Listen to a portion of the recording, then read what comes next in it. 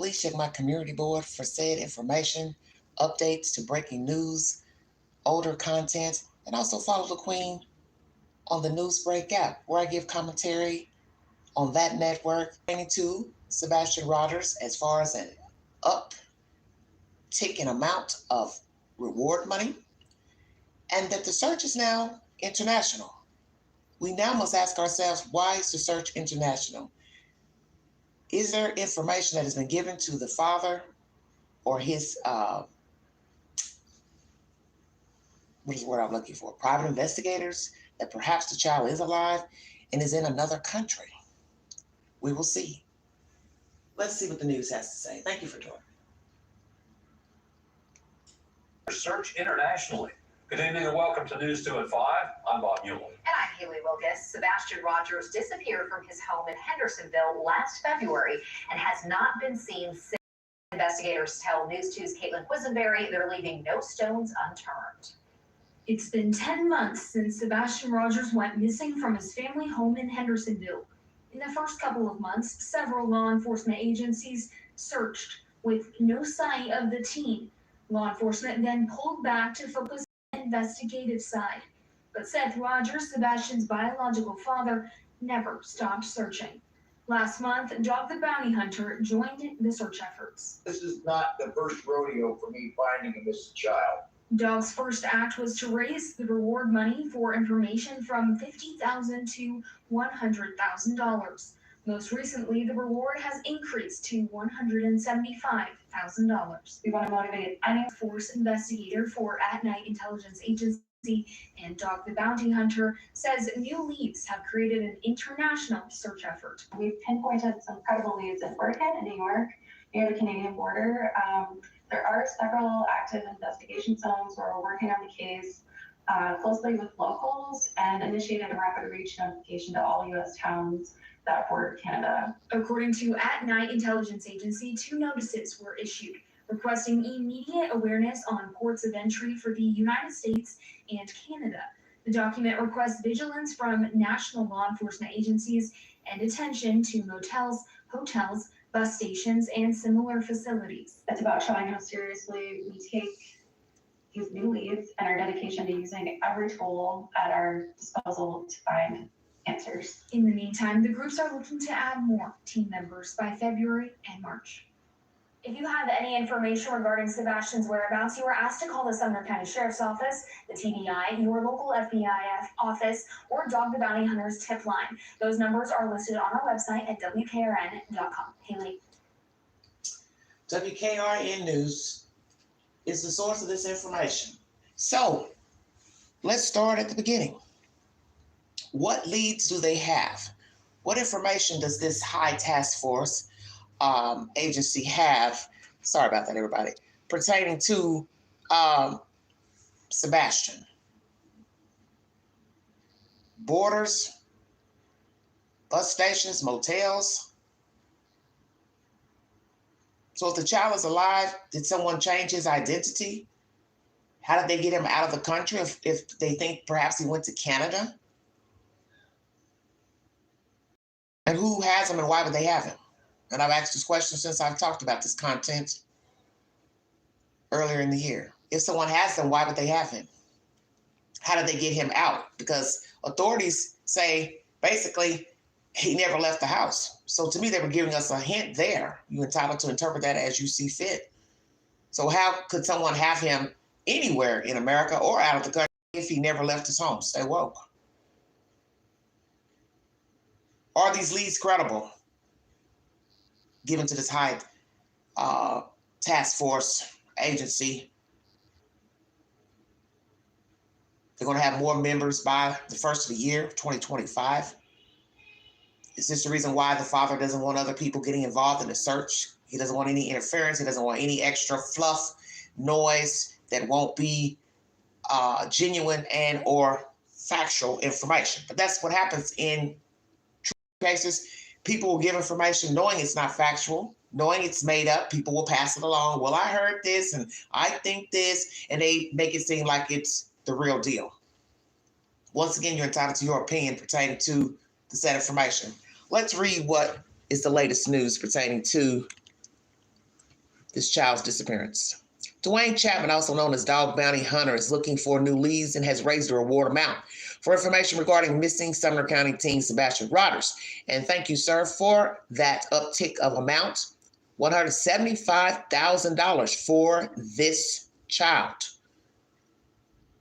It's amazing how many months went by for this child to get such a reward amount. You can question that as well. Sebastian, 15, disappeared from his Jacksonville home in February. During the first couple of months of his disappearance, several law enforcement agencies actively searched for the teen, but never came across any sightings of him. Law enforcement then pulled back to focus on the investigative side. So is investigation criminal? Because at some point it did change. And why did it change? What was their focus? Who was their focus? What locations were their focus? Were the parents the focus? All three parents? One parent? Two parent? Are the parents the focus of the investigation? We must ask that question. And also any extended family members or people that know either parent. However, Seth Rogers, Sebastian's biological father, never stopped searching. In September, Chapman joined the search efforts. His first act was to raise the reward money for information from $50,000 to $100,000. This week, Chapman raised the reward amount for information, which now totals $175,000, after his team said he received valuable information and leads in Oregon and New York. What information came out of Oregon and New York or led them to Oregon and New York? So have they gone on the ground to Oregon and the state of New York to look for this child, talk to people who have seen something, heard something, any type of information, GPS tracking, cell phone data, use of credit cards, bank cards, Cash App cards? What are we talking about? Brenda Davis, the lead high task force investigator for At Night Intelligence Agency and Dog the Bounty Hunter, says she hopes that the increase in reward money will develop further assistance from the public. Let's talk about that. It is sad for a reward to have to go up, period, for a child or human being missing, because you would think people would do the right thing and come forward with information without there being a dollar amount attached. But sometimes, as it has been said, the dollar amount may possibly give incentive for people to talk. So far, who's talking? We want to motivate anyone with information to please step forward and potentially help break the case wide open, Davis expressed. We are signaling to the public that help is crucial right now. However, the investigators with Chapman's team are not ruling out any possible leads in Canada and along its border. According to the At Night Intelligence Agency, 2 notifications were issued requesting immediate awareness on ports of entry into the United States and Canada. So has Canada reached out to give information or any type of suspicious activity, persons going in or out of Canada that would relate to the disappearance of Sebastian? We have pinpointed some credible leads in Oregon and New York near the Canadian border. There are several active investigation zones where we are working on the case closely with locals and initiated a rapid reach notification to all U.S. towns that border Canada. So what part of Canada are we talking about? New York, bordering Canada, Buffalo, the middle of the United States, Midwest, or the western side of Canada? What side are we talking about? The United States, because Canada is big and so is the United States. The documents request vigilance from national law enforcement agencies with specific attention to motels, hotels, bus stations, and similar public facilities. It's about how seriously we take these new leads and our dedication to using every tool at our disposal to find answers, Davis concluded. In the meantime, the investigative group is looking to add more team members by February and March. Anyone who has information concerning Sebastian's whereabouts can call Chapman's tip line, 833-835-5364. 833-835-5364. Sumner County Sheriff's Office, 615-451-3838. Or the Tennessee Bureau of Investigation, 1-800-TBI-FIND. Tips to TBI at tbi.tn.gov. You can also contact your local FBI office, nearest American embassy or consulate, or submit a tip online at tips.fbi.gov. Sebastian's description: 5 feet 5 inches tall, 120 pounds with dirty blonde hair. Last seen Monday, February 26th near Stafford Court wearing a black sweatshirt, black sweatpants, per TBI. Amber Alert was issued for this missing child, originally issued as an endangered child alert for Sebastian on the morning of February 26th, as multiple agencies took to the area to look for him. Based on additional investigative information developed during the search, TBI issued an Amber Alert for Sebastian on the afternoon of February 27th. Amber Alert issued when there is reasonable belief by law enforcement that an abduction has occurred and the child is in imminent danger of serious bodily injury or death, per the DOJ. Multiple agencies include the Tennessee Bureau of Investigation, Tennessee Highway Patrol, Nashville Fire Department, City of Hendersonville, First Responders, Sumner County Sheriff's Office, and Shackle Island Volunteer Fire have assisted in the search for Sebastian. Once again, if you have information, please call 1-800-TBI-FIND or the Sheriff's Office, 615-451-3838, 1-800-TBI-FIND. So Dog, the bounty hunter, has joined the search for this child. How is everyone faring and getting along? That's what I'd like to know. How's everyone getting along? Dog, the bounty hunter, his team, and also Seth Rogers, Mr. Mathis, and whoever else is involved in the search for Sebastian. How is everyone cohesively getting along? Is everyone cohesively getting along? What is the information coming from Oregon and New York? Do they have people on the ground at these locations or have gone to these locations or are there presently? What is the information? Why abroad? What information do they have to lead them to think the child has made it out of the country? Traveled in the country, back out of the country? Did someone in the family take the child out of the country? And if they took the child out of the country, common sense would be they took the child living, because there's no way you would be going in Canada with a deceased child, because you know Canada don't play. And they check documents thoroughly and do a thorough background check on you coming in and out with your present ID. Ask the Queen how she knows about that. Where is Sebastian Rogers? Is he alive? Is he deceased? And once again, as I said, if he's alive, who has him? Why would they have him? What would be the purpose of having him? You know that there's an Amber Alert out for the child, so keeping him would be a crime. And what would be the purpose in storing the child? And most abductions, as most of you know, are nefarious in nature. They're either custodial issues between the parents, the guardians, or they're nefarious in nature of an abduction. One is going to question, how could this be an abduction if he never left his house? So then we have to go back to the beginning. He was seen at a restaurant with his mother. Last sighting, allegedly someone went to a garbage can from his house. They can't say if it was a mother, a father, the child. So that's open. So you have to go back, as I said, to the beginning. Did the child make it home from the restaurant? If he made it home, then police are basically saying he never left his house. Stay woke. Scent dogs were used. So where is the dog getting this information of Oregon, New York, Canadian border, Canada? Is this more fraudulent information given to these people to send them on a wild goose chase? Some of you believe the child is not alive. Some people believe he is alive. Many people pray that he is alive. But as I always say, if you pray for him to be alive, where would he go? Because you should know that when children have this type of dynamic and the parents have not been getting along and they have shown that they don't get along and they have publicly voiced their opinions, the father has about the other side. If he was alive and brought back to the United States, let's say he was out of the country or somewhere in the United States, would a judge grant him to go back to his parents? Probably not. Not either parent. Just because of all the dirtiness that has transpired with YouTubers and allegations and mudslinging and different people coming into the case, going out of the case, fake searches. I don't think a judge would give these people custody of the child. And that would even be more of a debacle, would it not? Of course it would. So is this child alive, number one? If he is alive, where is he and who has him and what purpose do they have him? Is one of the parents hiding the child out to get back at the other parent? Because that would be the only logical reason to hide the child out if he's alive, is to exact revenge against another parent. So what was really going on behind closed doors between these entities?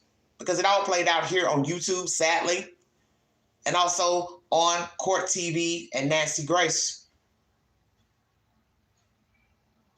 Where is this child? Is he alive?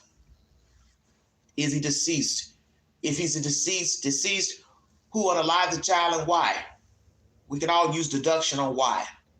Somebody didn't want to keep the child, no longer wanted to be involved in the child's rearing. Really self-explanatory. But logically, there's no reason to unalive a child, because a child didn't ask to come here. A child does not choose his or her parents. And no matter what you feel about the child, you're tired of raising the child, you're tired of being bothered with the child. If it's the issue that the child was disabled, you're tired of caring for him, you no longer want it to be obligated, it's still cruel. And you should always pass the baton to somebody else. But that's probably what this is about. Somebody didn't want to pass the baton to somebody else because they didn't want to still have to be involved in the child's life. And that's something I have talked about on this network. Even in giving custody to the other parent, the person would still be expected to be involved in the child's life, the biological mother. And she will feel shame if she didn't stay in the child's life after the age of 18. Stay woke now.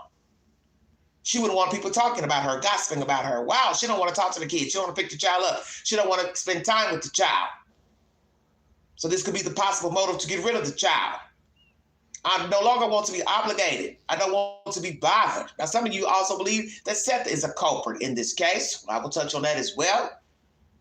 I'll touch on all avenues and speculations. Then you have to ask yourself, then why would he hide his own child out?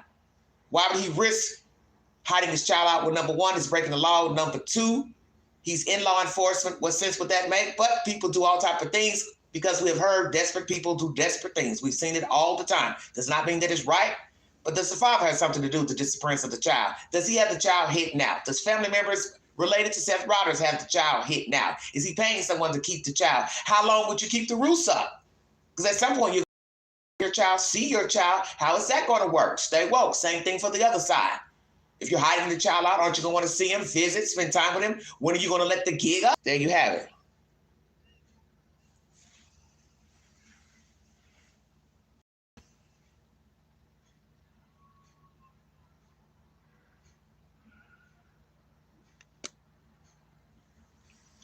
Where is this child? Is he alive? Is he deceased?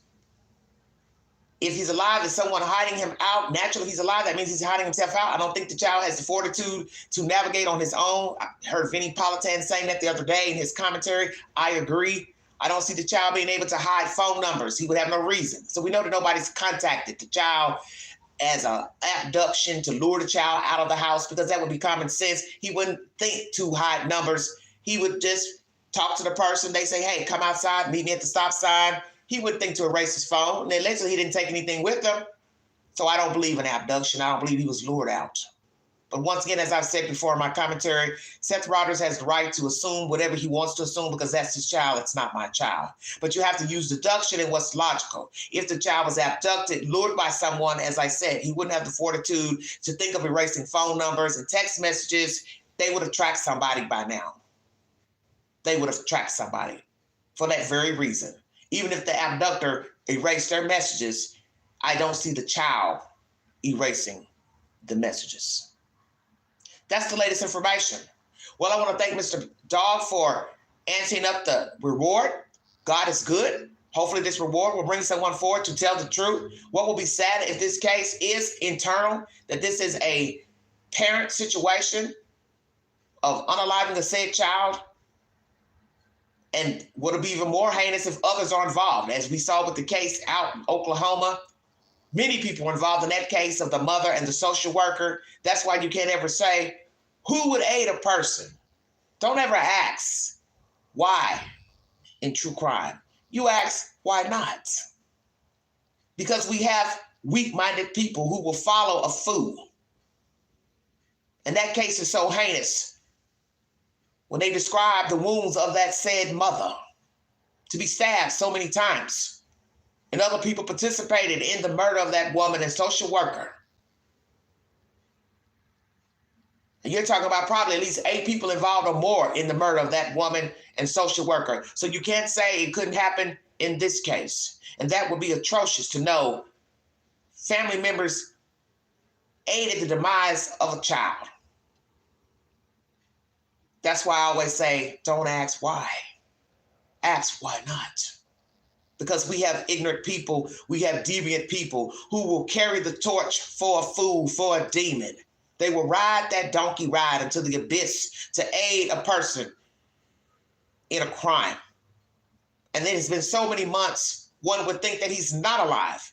But we do have rare cases where the children, people are alive. They have been stowed away by a dirty creature for whatever purpose, for whatever reason. And many people are hoping that he is stowed away. But as I said, for how long? And what would be the motive? Nefarious or parental? That's my commentary. Follow the Queen on Newsbreak.